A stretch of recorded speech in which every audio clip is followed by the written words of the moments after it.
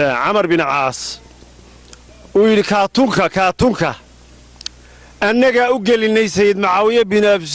أبي سفيان بن أمية سيدي أن أقلني بأن أقصقني هدي حسبي أركي واي ووحلا وحي daacadaha shiiaha iyo wanaagaha aan u soo qabtay loo arkay dacayada laga sameeyo loo arkay inaan ahay shakhsi mercenario cadalshiisa oo shaqaysta oo aan geeyin inuu xitaa helo maxay tahay xubin golo dhexe mid guddi fulineed iyo xiltoonna in fara badan aan hadalka ku celceliyay gudoomiyahayguna uu ogaa xogogaal u ahaa oon message ugu diray oon fariimo ugu diray hadday noqon weyday waxaan halkan ka cadaynayaa maanta anigoo ku sugan burco oo suldaan ka furfura ah kii aanu hore ugu gelinay ee mujaahid axmed maxamed maxamuud siilaanyu kaatunkii aanu u gelinay kuu u geliyey isagu kuu u geliyey yaan u geliyey maanta waa taariikh wey mujaahid siilaanyu كان أوجلني كوجليي يان أوجليي ما أنت وأنا أوجليي موسى وعن لا يوكله والله قدسيا وأنا قدسينا من ولا عين عيدنا كما تربضنا أنا سميي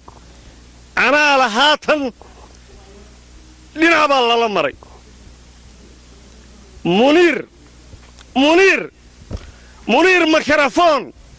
منير ميكروفون isugu iman mayno mikrofon dambe iyo maamul dambe waanu ka baxnay xisbiga wadani aniga iyo dadka iga tala qaata waxay u diga roganayaan imika laga bilaabo beelweyntayda habar jeclo iyo wixii iga amar qaata ee reer Isxaaq waxaan amar ku siinayaa in ay kalsoonidii sidii ay ugu sugaan xisbiga midnimada iyo horumarka ee kulmiye maanta laga bilaabo معاوية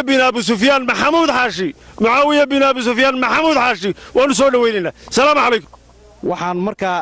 halkan ka hadlaynaa maadaama halkan uu ka hadlay sultaan ka furfuro dhalinyarada waxaan ka hadlaynaa ninka xisbiga ku jira ee soo galay ee xirsi ayaa xisbiga burburinaya oo ku soo wada hagardaamooyin marka maadaama annagii naloo diiday inaan golay dhax xisbiga kamid noqono ama xitaa xubin xisbiga wadani kamid aan noqono naloo diiday waxaan ugu taageeradii siinaynaa oo aan kalsoonida kala noqonaynaa xisbiga wadani waxaan taageerada siinaynaa xisbiga kulmiye halka intaas ku kooban yahay anoo kamid ah uqaasha beesha Axmed Faarax Siiba Abubakar Axmed waxaan halka ka cadaynayaa inaan ka baxnay xisbiga wadani kuna wareegnay xisbiga kulmiye sidaas ayaanu cadaynaynaa inaanu nahay maanta laga bilaabo xisbiga kulmiye